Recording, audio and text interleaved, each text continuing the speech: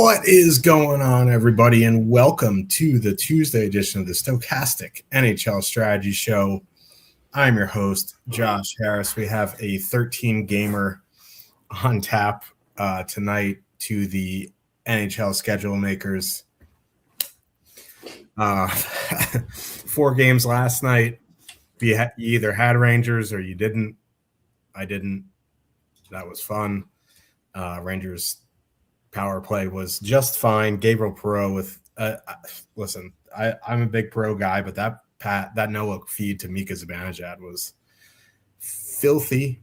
But we have 13 games here tonight. Helping me to break it down as always, he's ready to fight. Slim Cliffy, what's going on? Yeah, not a whole lot. Yeah, you needed to have the Rangers last night.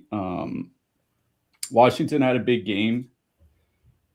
What was it, 7-3 at home against Calgary, but it wasn't like there was a bunch of smash scores on the Capital side. Like Connor McMichael had a couple goals, Sordeef had a 3-point night, but like Hendrix Lapierre with a goal and assist from the fourth line. No goals, only 2 assists total from the blue line. Jacob Chikrin had pretty much bricked on 7 goals. Yeah, he had a shot on goal. That was it. Yeah, Jacob Chikrin, 1 shot, 1 block in 24 minutes of ice time, 7 goals, 2.8 DK points. That's kind of nuts. But last night was last night. Tonight is tonight. We got 13 games to go through. Probably should get to it pretty quickly. Yep, let's get into it. Just real quick, NHL Sims are now live. If you do want to test them out, you can test them out, or any other sports subscription. Go to stokastic.com/pricing. Use promo code PUCKLUCK. That'll get you 15% off any week or month of any subscription. MMA, PGA, NBA, MLB is coming up in a few weeks. I'm sure we'll have a promo code for you as well. But let's get into this slate, 13 games. Kick it off with the Los Angeles Kings with a 2.7 total. Heading into Boston, the Bruins have a 3.2. Kings on the back end of a back-to-back. They started Forsberg last night. Will be Darcy Kemper tonight. They're going to go Kopitar, Panarin, Kempe, Byfield, Moore, LaFerriere. I mean, Lawton and Turcotte. I'll mention them because they scored yesterday. Bruins going Lindholm, Pastrnak, Kuznetsov, Zacha, Middlestat, Arvidsson, Minton, Geekie, Michael Lord, Esamont. I mean, there's not a ton of ownership on this game on either side. I think both of the top lines are coming in right around 3.5%. LA's top line is 18,600. I think there's 3 19K lines and then there's 5 above 20K. If this was not back-to-back and like a 7-8 game slate, I'd have more interest in the Kings top line just because they're fully correlated. Boston takes an absolute truckload of penalties. Panarin plays an unbelievable amount of ice time. But they went to overtime yesterday with Columbus. There's 25 other teams on this slate. They're 18,600. You know, in single entry, it's going to be hard for me to get there. In 20 max, I would definitely have some just because, you know, they have been good offensively since Kopitar got moved in between them. Their power play with Panarin has improved. How much remains to be seen, but an improvement is an improvement. And this is a very, very good power play spot. So I think, you know, even in like 5 max, I'd probably get maybe to 1 Kings. If they were fresh and it was a little bit smaller slate, I'd be in on it. The Kings second line of Byfield, LaFerriere, and Moore, I think I'd throw into a basket of fillers for the expensive stuff. Byfield and LaFerriere have been very good together this season. Trevor Moore hasn't had a great season, but this is his best shot to do something. So I think I would throw them in as a filler. On the Boston side, it would be some sort of stack with Pastrnak. It's just really a matter of what you want to do. I mean, the King, speaking of bad penalty kills, the Kings have an atrocious one. They also take a lot of penalties. I'd probably do some sort of power play stack, go Lindholm, Pastrnak, add in either Zacha or Geekie over Kuznetsov and call it a day. They have positive leverage at 17K. The price is a little bit better.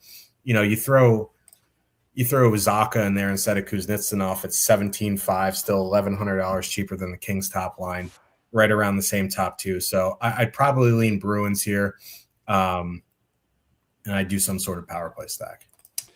Yeah, the Kings side, the top line is interesting just because, as you mentioned, they have been very good offensively since Kopitar got moved up there. 73 shot attempts, 4 expected goals, 4.5 actual goals. They do get a lot of ice time. Like, they should all play between 19 and 21 minutes, all on the top power play unit, which is important because, as you said, this is a great power play matchup for the Kings. In calendar 2026, Bruins third most time shorthanded per game over the course of the season, the most time shorthanded per game. The Kings power play with Panarin and Brandt Clark is at 8 goals per 60 minutes. Now, that's a little bit below average for a top power play unit. But through the end of January, the Kings power play was at 5 goals per 60 minutes. So this has been a 60% increase. Now, it's only been a handful of games. We'll see how the rest of the season goes. But if they can be anywhere close to league average, playing 19 to 21 minutes against a Boston team that's fine defensively, but not, this isn't the Patrice Bergeron, it's just Daniel Chara Bruins 10 years ago. It is an interesting spot for them. But as you mentioned, there are just so many other lines in that price range. Like, there are 6 lines between 18 and 20K on the board here tonight. And then there are 5 more lines between 17 and 18K. So you have 10 lines in that price range that you can go to. And it's not like there aren't any other lines that are low owned. Like, we'll get to Utah a little bit later. They're in a tough matchup in Minnesota, but there's no ownership on them. Anaheim is playing Winnipeg, and there's no ownership on the Anaheim top line. No ownership on Columbus that we'll talk about a little bit later. So, like, if you're looking for a low-owned top line, there are a bunch you can play here tonight. So, like you said, 20 max or something, I think that's fine. Otherwise, I don't think I'm in. On the Boston side, like, the Boston top line has been pretty productive. I was looking, since Christmas, 2.7 expected goals per 60, but like Lindholm, Pasternak playing a ton of minutes. They're in a very good power play spot as well, and they've actually had a pretty good power play all year long. The Kings don't take as many penalties, but their penalty kill is as bad or worse than Boston, probably worse. So I'm perfectly fine playing Boston 1 here tonight. I'm not super concerned about any of the matchups. As you said, it's a road back-to-back for the Kings. At an even 17K, you can fit them in with another mid-price line, and then you don't have to super punt your defenseman, right? So, that Boston top line being productive, playing a lot of minutes. If you want to make it more of a power play stack, take out Kuznetsov and put in Zaka or Geeky, like, that's fine, because it is a good power play matchup. But I'm perfectly fine playing Boston 1. I think Boston 1 is the line that I would look to in this game. In single entry, if you want to drop down to the second line, okay, but there are a boatload of lines in that 10 to 12K range that are very playable here tonight. So I think for me in this game is Boston 1. San Jose Sharks with a 2.8 total. Heading into Buffalo, the Sabres have a 3.8 total. Large total there for the Sabres. Sharks going Celebrini, Smith, Groff. I should say these are projected. They didn't really run lines during morning skate. Misa, Eklund, Toffoli, Wenberg, Gaudette, Sherwood. Buffalo going Thompson, Tuck, Krebs, McLeod, Quinn, Zucker, Norris, Doan, Ostland. Start on the Sharks side here. I don't know. There really isn't a ton of ownership here on the Sharks. The top line, 18K even, 7.5% top two, 6.6% projected ownership. It's not like Buffalo's world beaters defensively. Like, the Tage Thompson line is really bad defensively. The McLeod line, really bad defensively. Norris, Doan, Ostland have been about league average in 80 minutes. So the Celebrini matchup is pretty good for San Jose. Now, Celebrini and Smith have played an absolute boatload together this season. They're underwater by shot share. They are scoring 3.3 goals per 60. That's basically, I talked about it a little bit in the Discord yesterday about how, like, the Chicagos, the Sharks, these teams with high explosive offensive players but terrible defense, like, their expected goals numbers are just going to be awful because they're never in the zone. But when they do get in there, they're going to score. So, like, yeah, they're going to outpace their expected goals numbers. This is a pretty good matchup. If it's Groff there, fine. Like, he's not awful. If you want to add in Wenberg there for more power play or Toffoli, like if you add Toffoli, that line becomes 19,500 fully correlated. The one thing that I worry about with Toffoli is his minutes. He's been like, sometimes he's down in like 11, 12 minutes, and it's just brutal. So I probably add in Wenberg just because he's going to play like 17, 18, 19 minutes at 3,500. So if you want to leave Groff there, I think that's fine. I would add in Wenberg if you don't. The second line of Misa, Eklund, Toffoli at 11,500 is fine just because like the middle six of the Sabres isn't great defensively. Eklund plays decent minutes. Misa plays, decent. Toffoli for some reason just doesn't, but they've been okay offensively in 60 minutes. I throw them into the large basket of fillers, but for me, it would be Sharks 1, either with Groff or with Wenberg. On the Sabres side, there's a big total, but they have technically 3 playable lines, and it's a good power play spot. The top line with Krebs is coming in at 6.9%, top 2, 9.5% projected ownership. Then the second and third lines are both at 0.8, top 2 with 5% ownership. But the thing is, like, this is a really good power play spot. And the only line with 2 guys on the power play is the third line, Norris and Doan. So I would probably go to that line and leave off Ostlund and add in Zucker or add in Tage Thompson. If you add in Zucker, it becomes 13,200. If you add in Tage Thompson, it becomes 16,400. You get advantageous matchups at 5-on-5. If you can't afford to add in Thompson and want to leave Ostlund there because they're 11,200, that's fine. They have really big negative leverage, but again, it's a massive total. Great power play spot, good 5-on-5 spot. So it would be the Norris Doan line for me. If you're not concerned about the power play, which you should be, but if you're not, Buffalo 2 would be my preferred line at 5-on-5. But for me, I'm doing some sort of power play stack. Yeah, on the San Jose side, like you mentioned the expected goals numbers for Celebrini. All I'll say is I wrote about it like a month ago.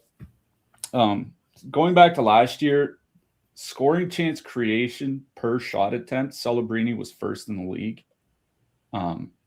He's the most efficient hockey player in the NHL. If they're on the ice for 50 shot attempts, it's like being on the ice for like 70 shot attempts for like a high-end player elsewhere. It doesn't matter. So, like, I'm fine playing San Jose 1. I think San Jose 2 is probably where I go here just as a filler. It's not a good power play spot for the Sharks. Like, Buffalo doesn't take a lot of penalties. 2.7 per game. It's well below league average.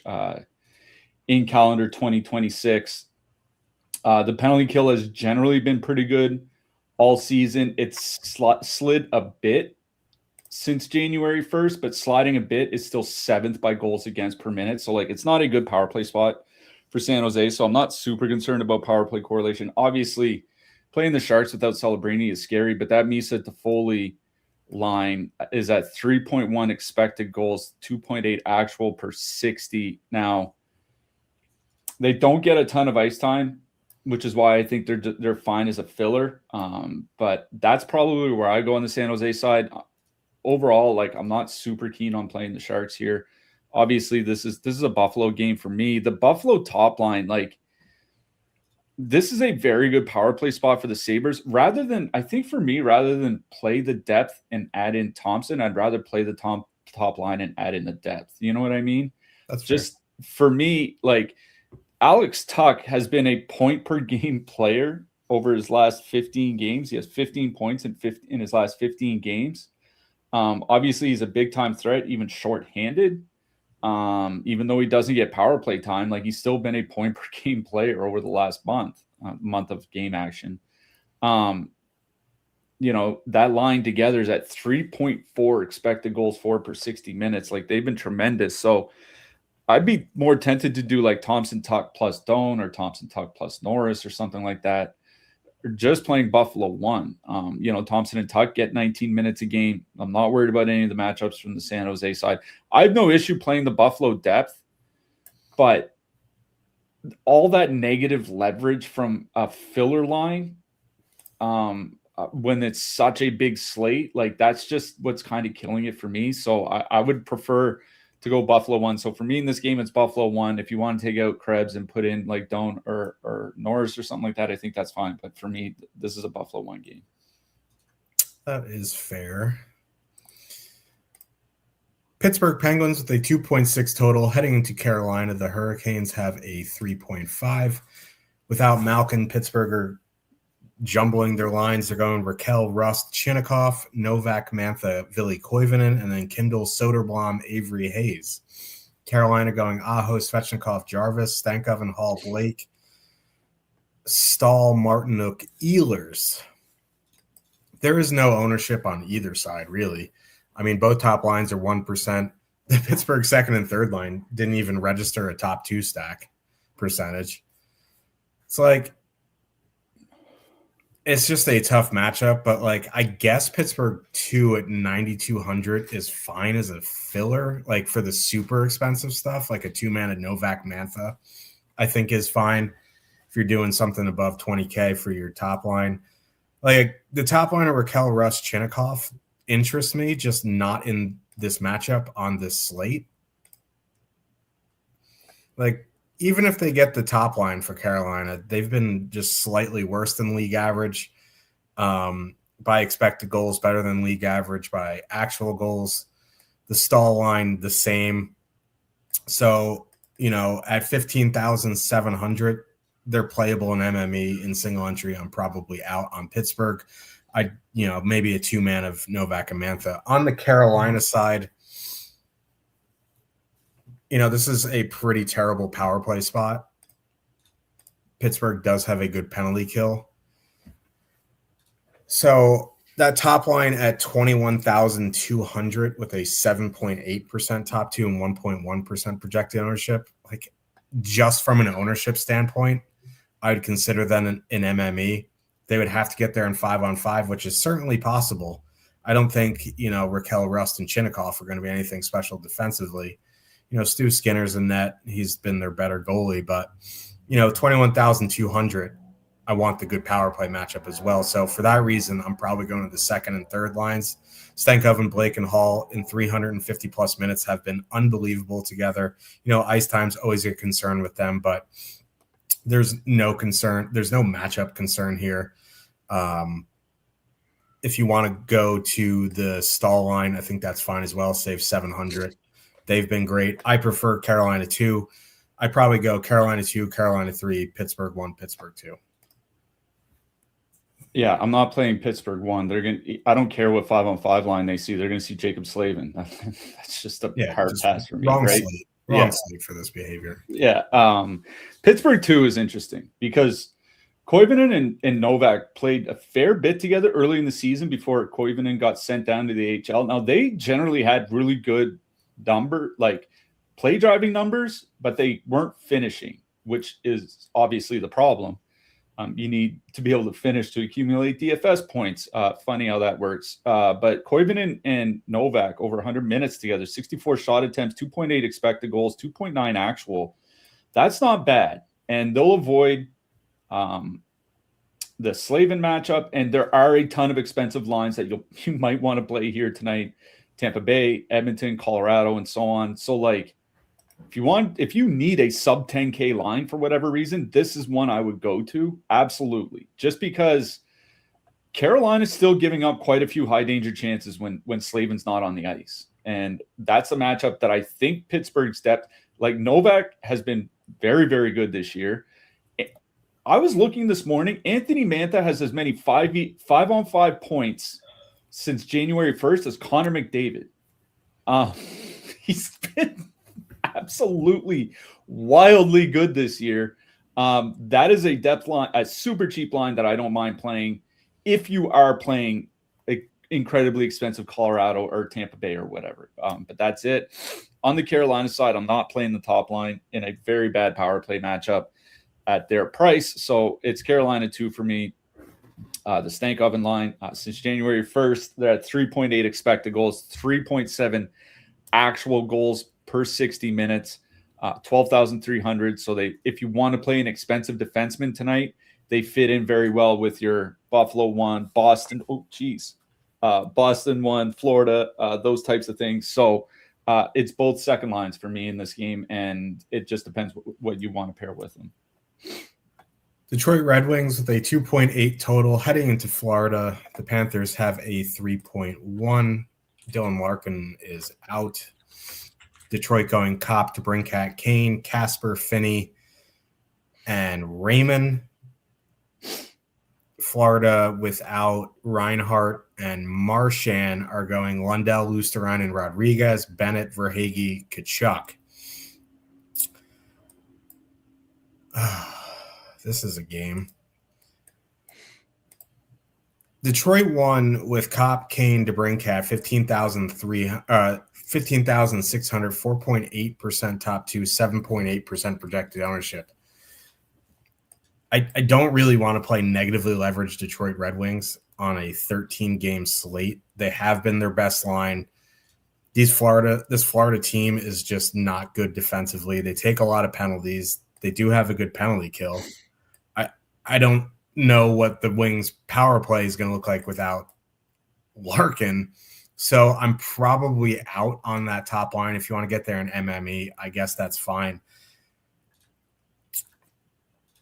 Casper, Finney, Raymond at least is a little bit interesting as a filler. Just, Casper and Finney have played a bunch together this season. They've been pretty good. You throw in Raymond. I don't mind them. I just worry that they're just going to run into Bennett, Tkachuk, Verhaeghe consistently and just get run over. So I don't particularly love Detroit here, considering all their lines are coming in with negative leverage. So, if it's MME, fine. On the Florida side, Lundell, Rodriguez, Luostarinen is 10,500, 1.2% top two, 8.3% projected ownership. That's our highest negatively leveraged line on the night. Lundell and Luostarinen just haven't been great offensively this season. The one thing you can say is these guys are going to play minutes at 10,500. So if you do want to eat the negative leverage with like a Colorado or whatever, one, it won't be sneaky. But two, they're going to play their minutes. But for me on the Florida side, I'm going to Bennett, Tkachuk, Verhaeghe. They are coming in with negative leverage. They have a 9.8% top two, 12.9% projected ownership. Not awful negative leverage, and they are fully correlated. Bennett, Tkachuk have turned it around. A lot of that was with Samoskevich. They have not been great with Verhaeghe, but they're going to avoid Seider and Edvinsson, which is important here because once you get past them, now you got the dynamic duo of Ben Sherratt and Justin Falk. So, if there's ever a matchup to turn it around, it would be this one. It would be Florida 2 for me. Anything else would probably be MME on both sides. I'm not playing on a slate with 26 teams. I'm not playing a negatively leveraged Detroit line with Dylan Larkin out of the lineup. So I'm out on the Wings. On the Florida side, when I ran the Sims before the show, a bunch of the players that it spit back at me for exposure above ownership in the pool of players I have. So the highest positively leveraged players that it spit back at me, a bunch of them came from Florida. Sam Bennett at the top, Anton Lundell after him. You mentioned Lundell's minutes. He's going to play a lot. Aaron Ekblad, obviously 3,500 with the top power play. Evan Rodriguez, Luostarinen, Matthew Tkachuk, Carter Verhaeghe, all with a fair amount of positive leverage. It is the team that the Sims spit back at me that it seems to be the highest on. One is the minutes factor, right? With Sam Reinhart out, like the top line is going to have to play a lot of minutes. The second line is going to have to play a lot of minutes. The Detroit penalty kill since January 1st has been basically league average, which isn't anything to be super concerned about. And Florida in that time is drawing the most power plays per game. And the power play, I mean, I guess Aaron Ekblad running things, it's fine. I wish our boy Uvis was there, but you know, you don't always get what you want. But that Florida power play, that second line is probably going to be perfectly correlated now with Marchand and Reinhart both out of the lineup. So that is a perfectly correlated Florida line that is going to play 18 to 21 minutes in a decent power play matchup. That is, and Tkachuk, as we always mention, Tkachuk's been super productive on the power play since he came back from injury. So I really do like Florida 2 here. And they do have the highest top 2 stack of any line under 19K here tonight. I think it's the 5th highest on the board.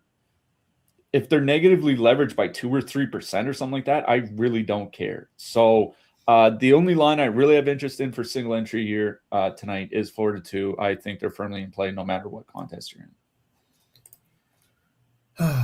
Toronto Maple Leafs 3 total heading into Montreal. The Canadiens have a 3.7. Leafs going back to Matthews, Nyes, Domi because Matthews and Nylander were getting absolutely just run over. Matthews and Domi have been great this year. Yeah, just elite. Tavares, Michelli, and Nylander now. Canadiens going Suzuki, Caulfield, Slafkovsky, Evans, Bolduc, Doc, Kapanen, Demidov, Newhook. I mean, on the Leafs side, like, it's a good power play matchup, but is it? Like, do the Leafs have a good enough power play? Like, I don't know. The one thing I will say is the Matthews line is 16,800. They will see a fair bit of that Suzuki matchup. They're cheap enough where you can get Matthews and Nyes both on the power play to take a chance at MME. In single entry, I don't have a ton of interest. I don't have a ton of interest in Toronto too. Tavares, Nylander, Michelli. Like, they had a good stretch, and then like Tavares just realized he's 400 years old. So like, it would be Toronto 1 in MME. That's the only line I'd have interest on the Leafs in MME. On the Montreal side, I do really like Montreal 1 here. They are fully correlated. 19,600, 15% top 2, 11.5% projected ownership. They have positive leverage. There's no matchup concerns. It's a good power play matchup. They have a good power play. It's just, 19,600. It depends because you have 5 lines above 20K, right? You have Winnipeg, you have Colorado, you have Tampa, you have Carolina, you have Edmonton. Then it's Montreal, right? Of those, like, obviously Colorado has a massive top 2, but after that, they're right there with Tampa and Winnipeg in terms of top 2. So I do like Montreal 1 here a lot. It's one of 2 combinations I really like with Suzuki and Caulfield, Slafkovsky. One, Texier being the other. Slafkovsky obviously is the more expensive one, but it does fully correlate the line in a great matchup. So I do really like Montreal 1. If you need a super cheap filler, I think a 2-man from the Evans, Doc, Bolduc line is perfectly acceptable here against the bottom 6 of the Leafs. There's nothing there. That Evans, Doc, Bolduc line in 50 minutes has been pretty good. That full line is 8,800. You don't need all 3, but 2 of them, if you're doing Colorado, will let you get in respectable defensemen. But this is a Montreal 1 game by a mile. Yeah, I mean, I hate to say that I don't like an Austin Matthews line going up against Montreal, especially given all the penalties that Montreal has taken this year and the fact that their goalies really haven't been that great. I mean, Dobish has been better than Montembeault and it's Dobish starting, so it's not as bad as it could be. But honestly, Toronto too, like you mentioned Tavares, like the slide or whatever, and that is definitely a thing. But over the course of the season, that line of Tavares, Nylander, and Michelli has been very, very good offensively at 5-on-5, right? 3.6 expected goals, 4.8 actual. Like it's a 175-minute sample, which still isn't like a massive sample. It's like 15 to 20 games. And that's like Colorado 1, Tampa 1 type of stuff. Now, I don't suspect they'll maintain that, but they're not going to see the Suzuki matchup either. And I don't know. Montreal's depth lines can be pretty hit or miss when it comes to playing good defense. So I don't mind Toronto 2 here. They are fairly expensive for a second line that doesn't have Austin Matthews on it. I think it'd be more MME for me.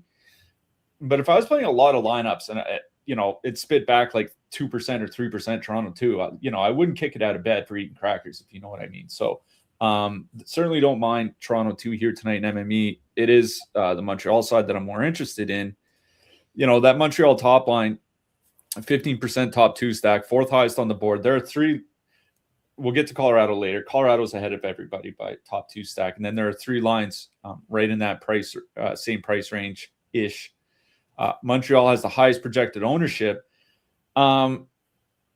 It's not a great power play matchup for the Montreal. One, Toronto doesn't take a ton of penalties. 2.5 times shorthanded per game. It's tied since January 1st. It's tied for the 5th lowest rate in the league. Over the course of the season, the 2nd lowest rate of time shorthanded per game. The penalty kill itself, above average since January 1st, top 5 by goals against over the course of the season. Like, it's not a great power play matchup for the Habs. However, it is a tremendous 5-on-5 matchup. I mentioned it this morning over on Blue Sky. This is wild. Jacob Slavin came back from injury exactly 2 months ago today, January 10th.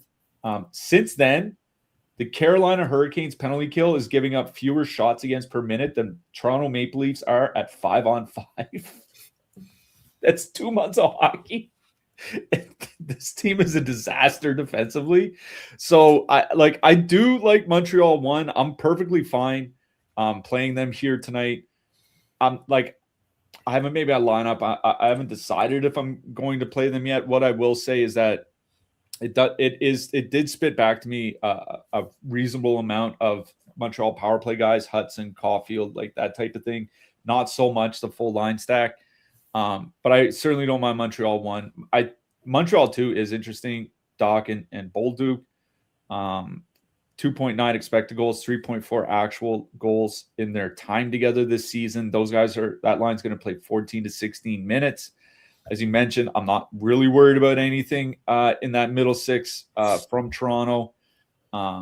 So I think that Doc Bolduc line, if you want to stack them for cheap because you're playing expensive stuff elsewhere, that's okay. But it's certainly Montreal 1 is where my interest is in this one. Calgary Flames, the 2.9 total, heading into Madison Square Garden where the Rangers never win. They have a 3.1 total. Both of these teams are on a back-to-back. Flames going Frost, Coleman, Farabee, Strome, Zari, Greedon, Backlund, Olofsson, Coronado. Rangers going Zibanejad, Perreault, Lafreniere, Trocheck, Cooley, Brzezinski. Igor went last night. It will be Johnny Quick tonight, and then it will be Dustin Wolf for the Flames. Looking at the Rangers, they have negative leverage on the top line. They were the only line above water 5-on-5 for the Rangers last night, but they scored a ton of power play goals. Almost 2x their top 2 stack here tonight. 26 teams. I didn't play them last night. That was the night to play them. If you happen to get to 1 in 20 max, fine. But I don't really have interest in the Rangers here. I don't have a ton of interest in Calgary either because they have negative leverage, but it is John Quick in net. And Frost, Farabee, Coleman are 10,700. They are coming in 4x their top 2. So, I don't want to do it, but I would understand if you did want to play Flames here. Their line I put in with Colorado. I tossed them in that basket with Florida Lundell line. They're going to play decent minutes. You get 2 of the guys on one of the power play units. John Quick has not been very good this season. That would be the line. I don't have a ton of interest in Backlund, Coronado, Olofsson, or Strome, Greedon, Zari. They're fine, but Backlund is coming in with more negative leverage, so it would be Frost, Farabee, Coleman. Yeah, quickly on the Calgary side, just going by like my personal numbers. Like, yes, like I prefer Coleman and Fairby as well. And like those guys, it's not a big sample, but they've been very, very good offensively together. Coleman over 2.6 shots and 12 points in his last 20 games. It's like a 50 point, 200 plus shot pace over the course of the season. That's not bad. But when I ran Sims, the three of the four most highest positive leverage it spit back at me was the three guys on the Backlund line, Backlund, Olofsson, and Coronado. And Backlund is one of the high for total exposure. It's one of the highest owned players that it gave back at me for the pool of players that I simmed. So it really does seem to like that Backlund line. And I'm going to be honest, even though I don't like them personally, and, the offensive numbers without Blake Coleman on that line aren't great. What are we worried about from the depth from the Rangers, right? Like, are they going to, I assume that Frost, Coleman, and Fairby are going to see that Fox pairing. I don't know for sure. That's the one thing that I'm kind of worried about. I would probably go to Backlund, Coronado, Olofsson. Like, I'm fine going to Coleman, Fairby, and Frost. It's a line that I personally prefer. But negatively leveraged Calgary Flames on the road in a road back-to-back, I really don't care the matchup. Like, that's just one of those, I just don't do it. So I guess it would be the Rangers top line I have the most interest in this game. But like you said, it feels like last night was the night to play him. Tonight is kind of like, chasing that high. I think I'd be fine, one-offing, like a Will Cooley or a Gabe Perreault. Like, those guys are around 4K. Like, they're fairly cheap to one-off. They get good ice time. I think I'd be more interested in doing something like that than full stacking anything from the Rangers. Yeah. Columbus Blue Jackets with a 2.7 total heading into Tampa. The Lightning have a 3.9. Columbus going Fantilli, Marchment, Marchenko, Monahan, Garland, Ken Johnson, Coyle, Sillinger, Olivier. They played last night with Jack Greaves. Will be Mr. Elvis Merzlikins in net. Tampa actually had lines today, and Gage Gonçalves is back, so they're going to go Point, Gensel, Gonçalves, Cirelli, Hagel, Kucherov. This is a really good power play spot, which,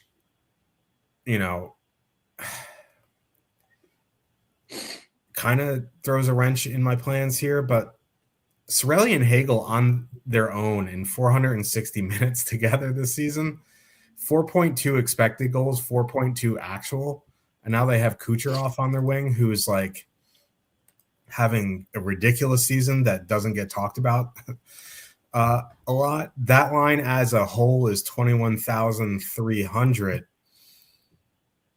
I don't mind them. But the thing is, this is an unbelievably good power play spot. Back-to-back on the road for Columbus. Point, Gensel, Kucherov would be 22,800. You could do that. I don't know, man. Cirelli, Hagel, Kucherov have been so electric together that I feel like for $1,500 less, I just leave it. But it also feels bad not power play stacking. I don't know. It's a conundrum in my head. I lean towards doing some sort of power play stack, but if you want to just do Cirelli, Hagel, Kucherov, that is fine. On the Columbus side, back-to-back on the road, facing Vasilevsky, tough power play matchup, tough 5-on-5 matchup. If you got one Columbus, one in MME, fine, but I'm out on the Blue Jackets. Yeah, I don't have a ton of interest in Columbus. That Gord checking line from Tampa Bay has been excellent defensively this season. I don't know if you want to do a Monahan Garland 2-man or something like that. Monahan and Johnson, since Bonus took over, have been pretty good offensively together in a second, and they get secondary matchups. So if you want to go in that direction, that's fine. But I don't have interest in Columbus. Obviously, the interest is on the Tampa Bay end of things. It's interesting that Darren Radish is out tonight. I believe it was a family issue. He's not playing, but I was looking at Tampa Bay's defensemen. At 5-on-5, Radish has been on the ice for 3.4 goals per 60 minutes, and Tampa Bay has 3 other defensemen between 3.2 and 3.4. Like, if you look at a lot of the tracking data, like underlying numbers from elsewhere, like obviously Mosier's had a great season. Lilleberg's been very much underrated. Dastus has been a very good puck mover. Like, this is a surprisingly excellent puck moving defense group, and that doesn't even include Victor Hedman and Ryan McDonough. So I'm not super worried about it. I do worry that the power play is going to be worse, right? The Tampa Bay power play with Darren Radish running things was at 10.8 goals per 60 minutes. Now that is roughly 20% better than league average. Like, that is a really, really really good mark. If you look at what they did with what they've done, without Darren Radish, it's about a goal and a half less per game or per 60 minutes. It's still above average, but it's not great. I don't know. Like, I would probably just play Tampa 2. And the reason why is Point and Gensel haven't really done a whole lot. Braden Point, especially without Kucherov on the line. Like, they can still score because it's a decent enough matchup, especially with Merzlikins in net. But that Hagel, Sorelli, Kucherov line at 5 expected goals and 4.9 actual goals in 250 minutes together, it's a low-level power play whenever they're out there. And then they get additional power play time after that. I really do like that Hagel, Sorelli, Kucherov line. You want to take off Sorelli and put in Braden Point, or take off Hagel and put in, like, Bjorkstrand for power play correlation, I guess that's fine. But for me, my only real interest in this game comes from Tampa 2. Let's talk about the game. Everyone's going to take a bathroom break for New York Islanders. They 2.8 total heading into St. Louis. The Blues have a 2.7. We have stumbled upon this game. Sucks. Islanders going Horvat, Barzal, Heineman, Shen, Palat, Ritchie, JG Pajot, Lee, Holmstrom. Blues going with unbelievably weird line combinations after Thomas, Snuggerud, Holloway. Then they're going Dvorsky, Neighbors, Kyrou, Drouin, Buchnevich, Stenberg.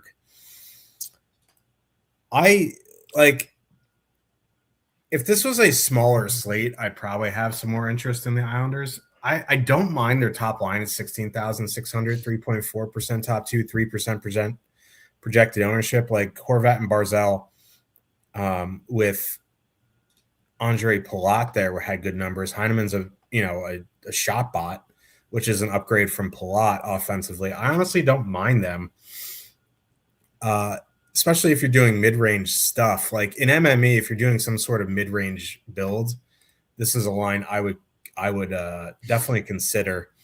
The other line I would consider on the Islanders side, and I throw that in the basket with Florida 1 and Calgary of lines you could play with, Tampa or Colorado, is Pajot, Holmstrom, Lee. They've been very good in 220 minutes. There's no matchup concerns for me.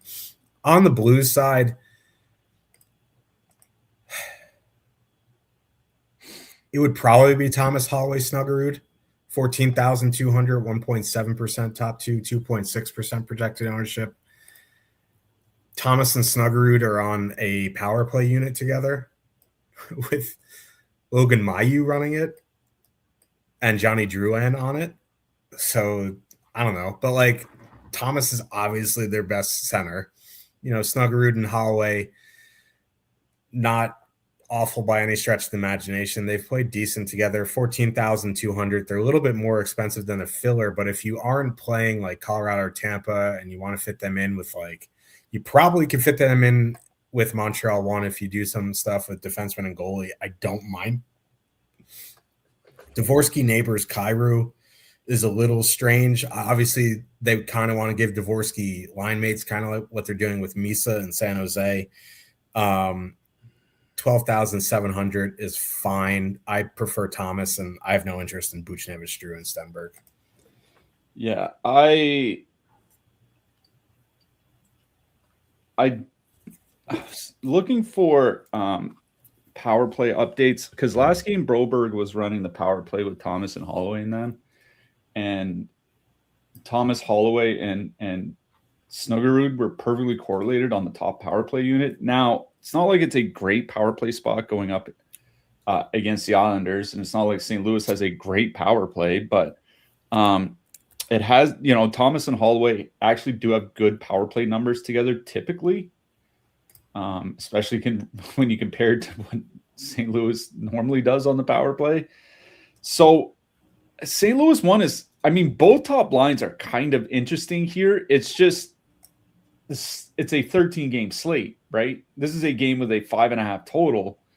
I'm kind of with you on the Islanders top line. Like 16,600 is a perfectly acceptable line, or I can, for an extra $400, I can go play that Boston top line. That is, not that is in a pretty good matchup themselves and isn't facing Ilya Sorokin, or you know what I mean? Or isn't facing Joel Hofer, who has been really, really good after a tough start. And then the St. Louis top line is facing Ilya Sorokin. So, I don't know. This isn't a game that I really have a ton of interest in. I think that Pajot line might actually be my favorite thing here, just because they're going to avoid Thomas. They're going to avoid the shutdown pair. Once you get to the depth lines and the depth pairs from the Blues, there's just really not a lot there. And Pajot and Lee and Holmstrom have been able to score since January 1st. That line's at 3.4 goals per 60 minutes. So they have been able to produce at 5-on-5. I guess it's the Pajot line I had the most interest in single entry. And if this is a 7 or 8 game slate, I have way more interest in the top lines. There's just too many teams to really care about a 5.5 total with these teams playing each other. Vegas Golden Knights with a 2.7 total. Heading into Dallas, the Stars have a 3.3. The Jets just traded for Geno Smith. What a day. Vegas going Eichel, Bowman, Barbashev, Marner, Dorofeyev, Howden, Hurdle, Saad, Kolasar. Dallas going Johnston, Robertson, Bork, Duchesne, Ben, Steele. This is just a bad matchup for the Eichel line without Stone. They're going to be stapled to Heiskanen and Lindell, so I'm out there. The Marner, Dorofeyev, Howden line actually has gotten better offensively. The problem is the Duchesne, Ben, Steele line has been very, very good defensively. Harley and Lundqvist have actually been okay. So I'm probably just out on Vegas. If you get to some one-offs and MME, cool.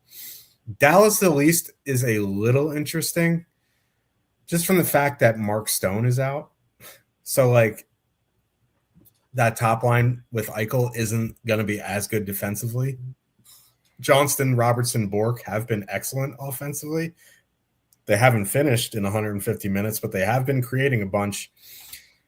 The problem is their price, $19,100. They're kind of in a weird spot. I'd rather play Montreal here, I think. I'd rather go down a little bit into the 17s for, doing some sort of Boston power play stack. Just because, Dallas's power play is still very good, even though they're missing a couple guys. Vegas just doesn't take penalties, and they have a, pretty good penalty kill. They have positive leverage, but, the Habs are 19,600 with a 15 and change top 2 stack. For $500 less, Dallas has a 9.5% top 2 stack. It's a pretty steep drop-off. I'd rather just go play the Habs. I think in 20 max, they're fine. I think the second line of Ben, Duchesne, Steele in 20 max is fine. But, this game, I'm probably in single entry. I'm looking elsewhere. Yeah. Vegas's power play without Mark Stone, their goal rate cuts in half. That is what some might call not good. So I don't really have a ton of interest in Vegas. And the Eichel line is going to run into Lindell and Heiskanen. They're at 1.9 expected goals, 1.9 actual goals against as a defense pair. It's a brutal matchup for the Vegas top line. And it's on a slate with 26 teams, what are the chances that a Vegas stack without Jack Eichel is optimal? So if you're playing Vegas 2 or Vegas 3 or something. So I'm just out on the Golden Knights. The Dallas side, you're kind of right. You're right about the top line. It is a little bit awkward for that line to be at 19,100. not perfectly correlated going up against a team that doesn't take penalties. If you do want to play them as opposed to a much chalkier Montreal team, like I think that would be one case for them. Or, you don't want to play Los Angeles at around the same ownership. Like I think that's fine. But honestly, my interest in this game is probably Dallas 2, Duchesne, Ben, Steele at 11,700. Not that it's a great matchup, but that line, 65 shot attempts, 3.4 expected goals, 4.6 actual goals per 60. I was looking at some of the tracking data from Matt Duchesne, and his zone entry work. Now, he missed a lot of time. He missed like 2 months or something like that, or even more. But in the games he has played, he's been one of the best in the NHL at carrying the puck into the zone. And that is the first step at being able to create offense, especially in the context of this Dallas team. And you get 2 guys on the top power play unit. And like Duchesne's been playing 19 minutes a game without Hintz in the lineup, or Hintz and Rantanen, I guess. So like pretty good ice time for him. Even Jamie Benn's going to be around 17 minutes. 2 out of the 3 guys on the top power play unit. I don't mind Dallas 2 here as a filler. I think that's my interest in this game at 11,700. They're another one of those lines where if you're playing Tampa Bay or Edmonton or something like that, I think this is another one of the lines you can use. It's really the only line I have interest in this game. Utah Mammoth, 2.8 total. Heading into Minnesota, the Wild have a 3.2. It's a road back-to-back for Utah. Right? Yeah. Yeah. They're going Schmaltz, Keller, Genther, Cooley, Peterka, Krause, Hayton, Yamamoto, McBain. Minnesota going Hartman, Kaprizov, Zuccarello, Joe Eriksson, Ek, Boldy, Johansson. This Utah top line is the same price as that Dallas line we just talked about. Now they have an even lower top 2 stack percentage. I think it's like 4.8, 4.3. But they're coming in under 1%. And it's a good power play matchup, and it's not the worst 5-on-5 matchup. Like Eriksson, Ek, Boldy, Johansson, below league average defensively by expected goals against, better by actual goals because their goaltending is really good. But Minnesota's penalty kill is really bad, and Utah's power play with Hayton has been better. So I'm not saying play Utah. I still think obviously I'd rather play Montreal. I think it's a question of if you want to come off Montreal and be in the same price range, would you rather play Dallas or Utah? I don't particularly love either. I would just maybe lean a little bit to Utah just because it's a great power play matchup. They're fully correlated. They play heavy minutes. So I don't mind Utah 1 in MME. Same with Utah 2 at 12.7. You can throw them in the basket of cheap lines. But at that price, I think Carolina 2 would be my preferred, but, they've been really good in a small sample. On the Wild side, I think it would be the top line. I don't have an issue with Joel Eriksson, Boldy, and Johansson at 16.3. I think I'd rather play the Islanders top line just because, that they're going to go out against that Schmaltz line. They've been better than league average defensively. It is Vejmelka in net. He's actually gotten better as the season gone on. He's had a really bad start. And then the Hartman, Kaprizov, Zuccarello line is going to go out against that Cooley line and the Hayton line. And the Cooley line has been really bad in terms of expected goals against. The Hayton line is below league average. Kaprizov's going to play a ton of minutes. Utah is the most penalized team in the NHL over the last month of game action, I believe. So, at 17,500, I do like the Minnesota top line here. They are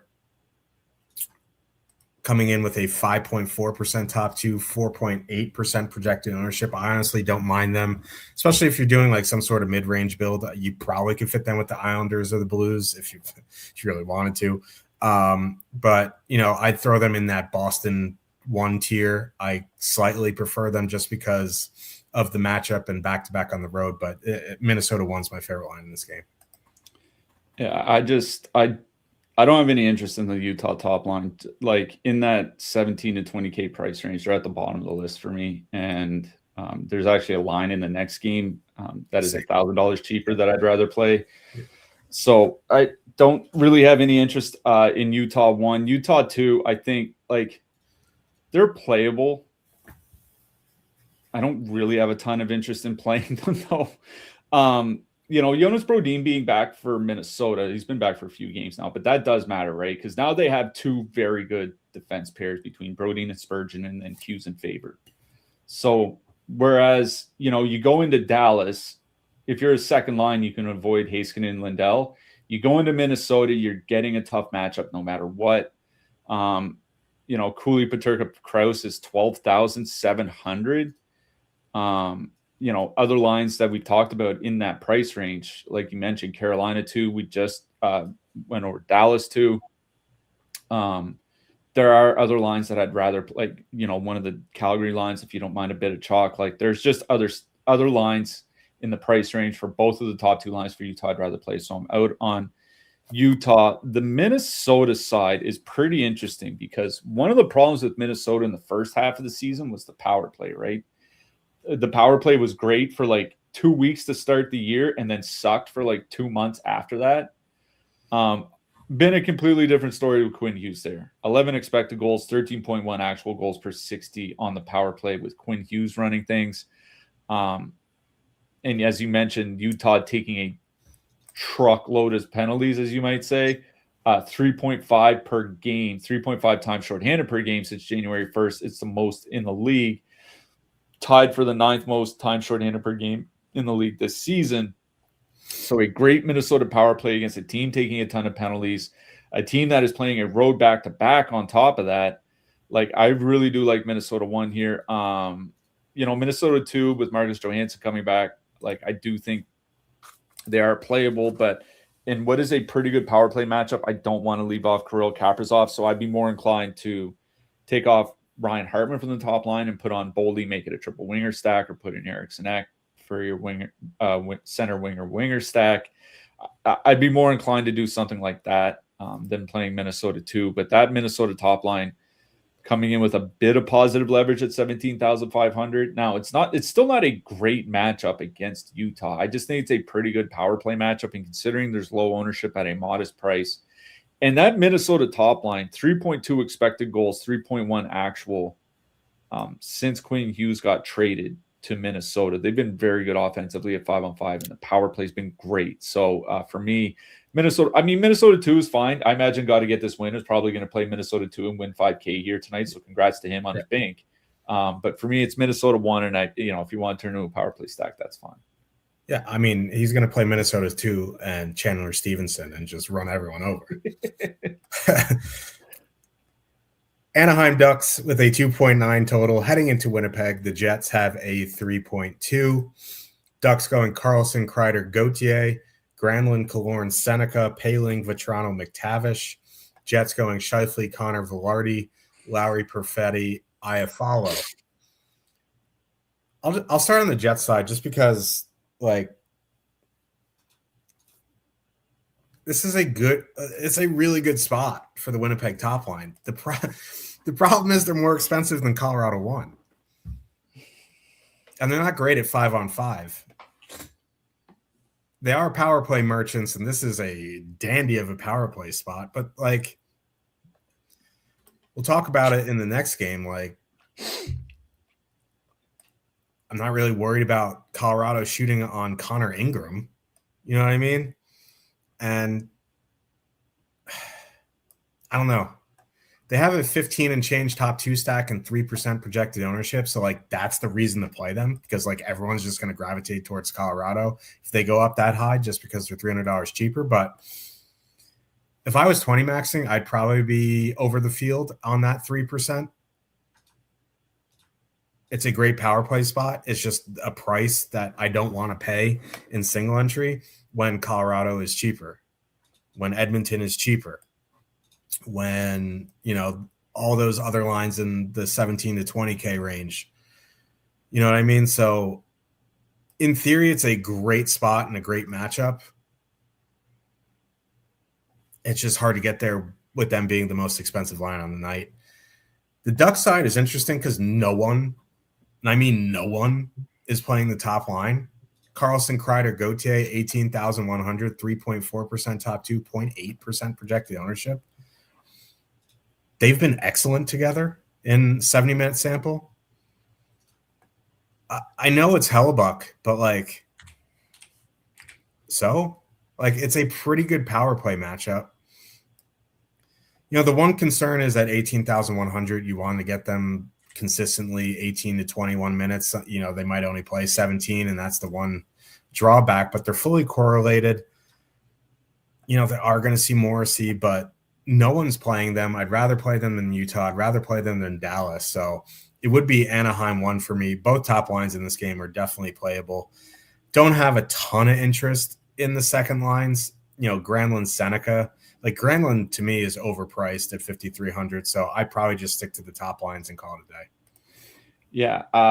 When I ran the Sims before the show, every single player it gave back to me was a player with negative leverage, which means less exposure than the pool from players that I initially generated. So not super high on either side here. What I will say is that it only spit back 3 Anaheim forwards to me at all, and 2 of them were Leo Carlson and Cutter Gauthier, and they had the least amount of leverage. Beckett, Seneca not far behind. So obviously guys on the top power play unit. But this is Anaheim 1 is one of the spots that I was talking about.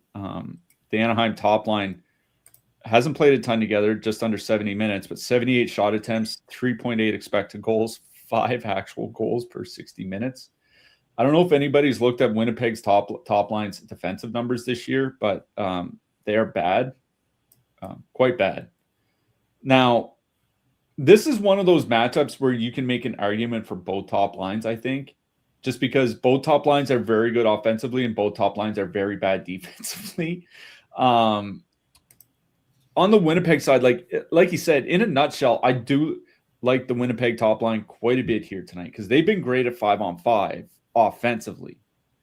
3.2 expected goals, 4.4 actual. And Scheifele and Connor have been playing a ton of minutes since the Olympic break. It's not like Anaheim's any good defensively. So in theory, I do like Winnipeg 1. I usually don't play $22,600 lines on a slate with 26 teams on them. Like, that's just a general rule. The most expensive line of the night. So it's probably a pass for me.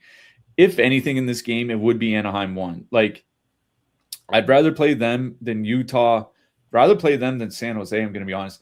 I know it was without Josh Morrissey, but these two teams just played 2 weeks ago, and Anaheim put up a 5 spot on Connor Hellebuck, and they put up 40 shots. This is not a good Winnipeg team. I don't mind the Anaheim top line here. I worry about perfect correlation only because in Anaheim's last game, for the last power play, I believe it was, they took Leo Carlson off and put Michael Granlund on. But 18,100 for Cutter, Carlson, and Kreider. Carlson and Cutter have been very good offensively together, basically going back to 14 months now. So Anaheim 1 is really my interest for single entry in this game. Edmonton Oilers with a 3 total. Heading into Colorado, the Avs have a 3.8. Edmonton going McDavid, Nugent Hopkins, Hyman, Draisaitl, Roslovic, Podkolzin. Colorado, as far as we know, are going McKinnon, Netchus, Kadri, Nelson, Colton, Nishushkin. I feel like that is going to be the top 6. I don't think they're going to break up Nelson and Nishushkin, and I doubt they're going to put Ross Colton on the top line. So I would assume that's what it's going to be. On the Edmonton side, no one's playing Edmonton. And that always is stuff of nightmares.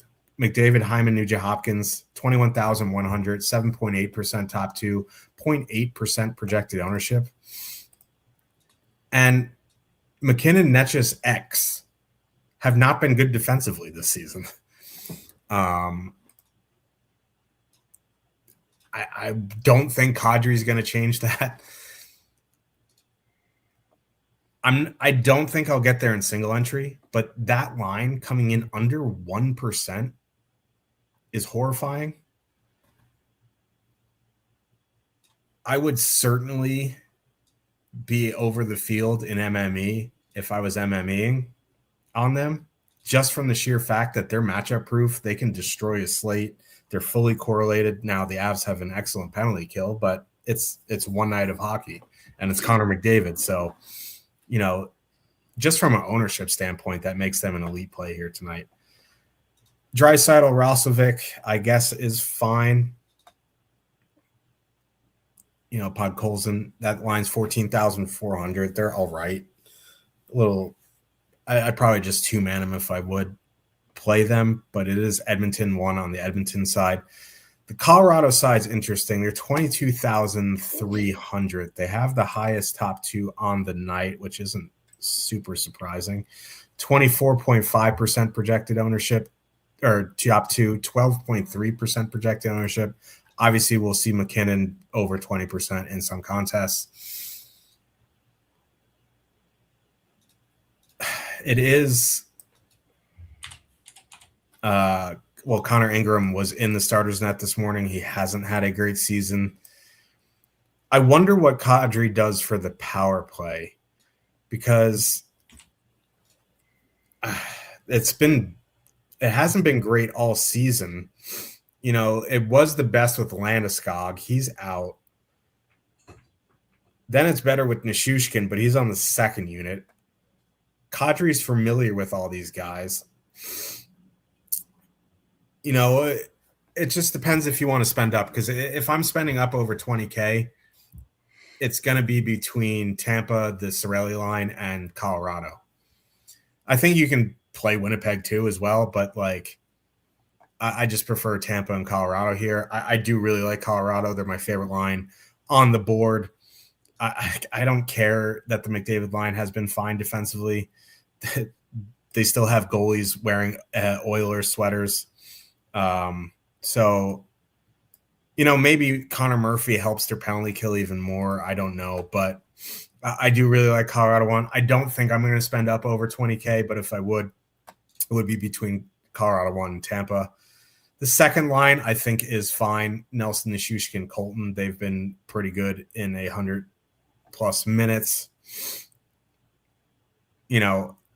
Colorado 1's my favorite. Edmonton 1 is a good play just because the ownership. I don't mind either second line. Yeah, typically this would be a pretty bad power play matchup for Edmonton, because Colorado generally has had a good penalty kill this year, but it has been on a slide. Since January 1st, it's been below average by goals against per minute, in the same range as Montreal and Winnipeg. Not where you want to be. And Arturi Lehkonen obviously is not in, and he's been arguably their best forward penalty killer this season. So, I don't think the Colorado penalty kill is going to be as good, but then here's the problem. It's if you want to play Edmonton for the power play, how do you play Edmonton 1 and not play Draisaitl? You know what I mean? Yeah. It's that problem you always run into with the Oilers. I'm fine with a McDavid Draisaitl 2-man if you want to do that. I think for me, it's more MME. In single entry, if I'm playing anything, it's Colorado 1. You mentioned the Colorado power play. Now, obviously, this is 4 years later, and things can change, and Kadri's older and all that. When Kadri was there, his last season there, he played the bumper, the middle, the slot on the power play, in the middle of the ice, where Braden Point plays for Tampa Bay or whatever. The one spot where Colorado just wasn't generating any offense this season on the power play was that exact area. And the last time Kadri was there, their power play was at least above average. It wasn't elite, but it was above average. And above average compared to what the Colorado power play was for the first 5 months of the season is a drastic improvement. And the Edmonton penalty kill is quite bad. Over the last, since January 1st, it's bottom 8 in the league by goals against per minute. Over the course of the season, also bottom 8 by goals against per minute. So in the bottom quarter of the league, this is a really good power play matchup for Colorado. If I'm playing either top line here in this matchup, if you want to play Edmonton because there's absolutely no ownership, I think that's fine, but that would be more of an MME play for me. That would be maybe if I'm 20 maxing, I have one of the Oilers, or if I'm 150, maybe I have a couple. If I'm playing single entry, I'm playing Colorado 1. It's just a matter of whether you want to pay up 22,300 for him. But I agree. Like, I'd rather play them than Winnipeg or probably even Tampa Bay here tonight. So for me, it's a Colorado 1 game because it's a really good power play matchup for them. I do think the power play is going to be better with Kadri there, and that's going to make a world of difference for them. Nashville Predators, they 2.9 total. Heading into Seattle, the Kraken have a 3 total. Preds going O'Reilly, Stamkos, Marchessault, Wood, Forsberg, Evangelista. Seattle going Beniers, McCann, Eberle, Stevenson, Gaudreau, Tolvanen.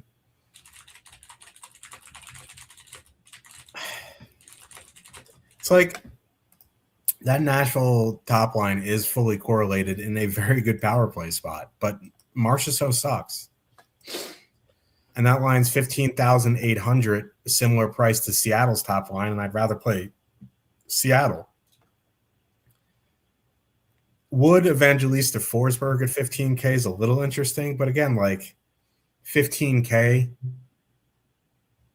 is a little pricey. I'd rather play Seattle 1, so I don't have a ton of interest in Nashville here. Again, Seattle 1 at 15,500, 3.1% top 2, 2.7% projected ownership. I throw them firmly in that mid-range basket with, like the Islanders top line, that Blues top line. I think I prefer them to the Blues. Whether you want, you could play them. You could play Seattle's top line with the Islanders top line. They have been good in 275 minutes. They're fully correlated. There's nothing coming back from Nashville that concerns me.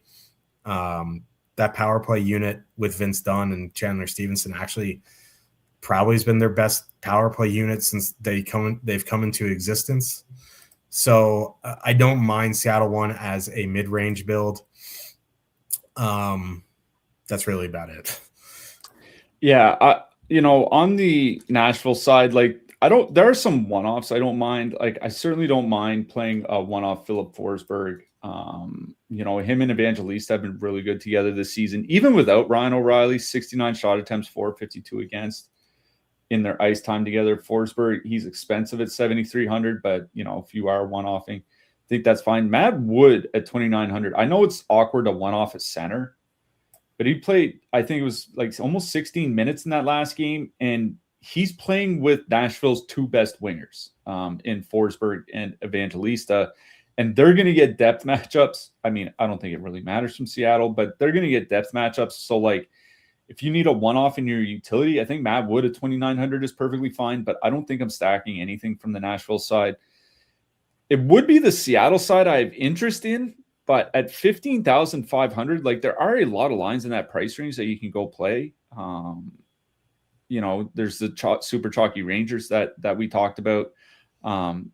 St. Louis top line, which I think is kind of fine here. The Islanders top line is only $1,000 more expensive. There's Toronto too that we mentioned earlier. There's Minnesota too. So there are just other spots I'd rather go to. I think that Seattle top line, I'd put them in the MME bucket. It would be the only line I really have interest in. And I saw Bobby McMahon isn't playing for Seattle here tonight. So we don't know exactly what that lineup is going to look like. The top line is going to stay together. It's just what do the second and third lines look like. So I think for me, if I'm stacking anything out of this game, it's Seattle 1. They are at 3.8 goals per 60 minutes since Jared McCann returned from injury. They are perfectly correlated. The Nashville penalty kill has been getting worse and worse as the season's gone on. So I don't dislike playing Seattle 1, but there are other lines in that price range I'd rather play. So it's more of an MME bucket. And then, like I said, on the Nashville side, it's like one-off Forsberg if you have the remaining salary. If you need a cheap punt for your utility, a one-off Matt Wood is perfectly fine, but I'm not stacking anything. Let's talk about defensemen here. Have a decent amount in the 6K and up range. Werenski, the only one above 8K at 8,200. We have Yossi, Makar, Quinn Hughes, Evan Bouchard, Rasmus Dahlin. Darren Radish is out, so Matthew Schaefer. It is interesting that Yossi is more expensive than Makar. I think it's a good power play spot. I think, honestly, Makar would be my number 1 here. It's just a brutal matchup for Werenski back-to-back on the road in Tampa. If you're doing Columbus stacks, I think it's fine. You have 8,200 left over. I think it's fine. But Makar is the clear one for me. I think after that, honestly, it's Rasmus Dahlin. Like maybe Yossi projects better, but I want the $1,100 savings for Rasmus Dahlin against the Sharks. So I probably go Makar, Dahlin, Yossi. I think Quinn Hughes is interesting just from the sheer fact that he plays a ton and Utah takes an absolute boatload of penalties. So Makar 1, Dahlin 2, Yossi 3, Quinn Hughes 4. Yeah, the only two I really have are Dahlin and Makar. I mean, by Stokastic projections, Cale Makar for 6K and above defenseman. I mean, overall, he has the highest projection at 13.2, but for the 6K and above defenseman, Rasmus Dahlin has the highest point per dollar projection.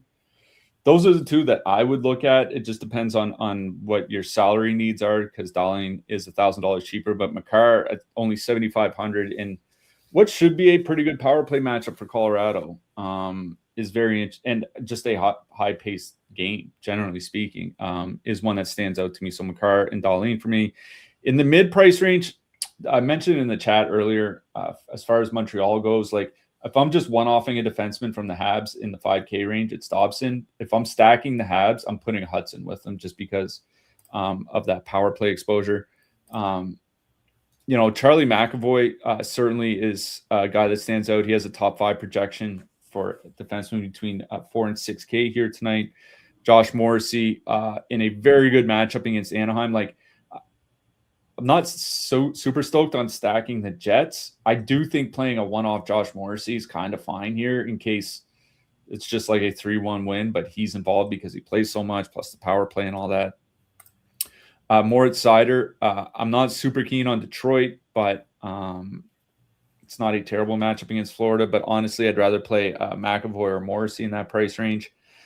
4 to 5K, Brandon Montour. He has the highest projection for any defenseman between 4 and 5K here tonight on Stokastic, and he's only 4,800. Highest point per dollar value by quite a wide margin as well. Don't mind Brandon Montour. Philip Broberg running the power play for St. Louis. Mackenzie Weegar for Utah, I think, is in play as well, but it's pretty much Montour, Broberg, McAvoy, and Morrissey in that 4 to 6K range. Under 4K,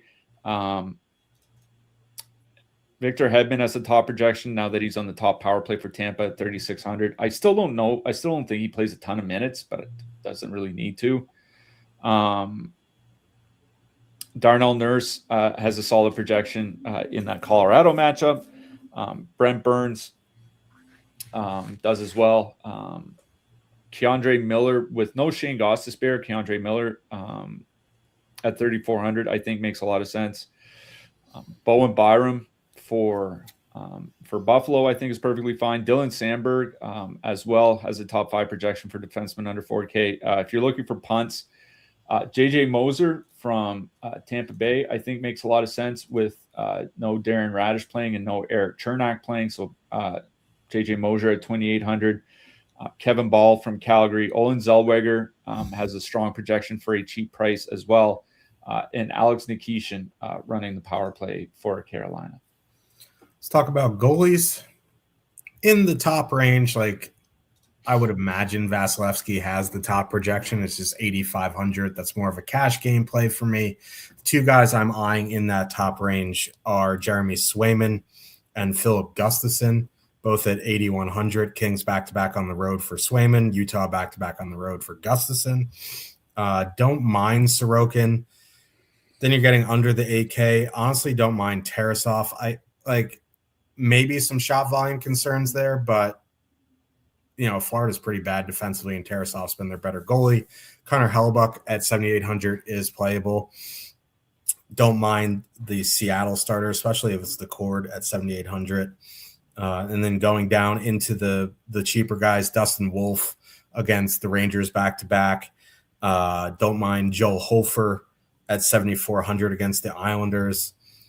Even John Gibson at 7,500 is going to see shot volume. And then for super cheap, it would probably be Stewie Skinner at 7,100. For a little bit more expensive at 7,300, don't mind Darcy Kemper. Yeah, there are 4 goalies that are kind of in the same tier for point per dollar projection, and it's Vasilevsky, Gustafsson, Swayman, and Hellebuck. I have Swayman number 1, just on the assumption that the Kings power play isn't going to be that good, but it has been better under Panarin, so that does worry me. And then Gustafsson, and then Hellebuck, 7,800 against Anaheim. That's also a big shot volume play. Like I said, Hellebuck just faced 40 shots against the Ducks 2 weeks ago. For the cheaper goalies, like 7,600 and under, Joel Hofer has a very strong point per dollar projection. I don't think that's very surprising facing the Islanders. Dustin Wolf for Calgary at 7,500, I think is perfectly fine here as well. I do worry, do the Rangers put up a bunch of shot volume against them? I'm not sure. I'm worried about like one of those 3 goals against on 23 shot games, but Dustin Wolf. If you need a super cheap goalie, I think Skinner's fine going up against Carolina. Also mention Askarov at 7K going up against Buffalo. Askarov absolutely has the ability to keep Buffalo to 1 or 2 goals. It's just a matter of, does San Jose's defense completely fall apart in front of him? So Hofer, Wolf, Skinner, Askarov for the cheap goalies in that order. We will be back on Thursday. I think it's just 1 or 2 games tomorrow. Who are you liking for your hat trick pick? Maybe he's on the top power play tonight. I guess we'll find out at around 8:15 Eastern. Michael Granlund. Okay. I am just gonna, I don't know how chalky it's gonna be, but he is on the top power play. I'm going Josh Doan. Ooh, I like it. So we'll see everyone on Thursday, same time. Good luck, everybody, tonight. We'll see you in the Discord, and big slate. Good luck tonight, everyone.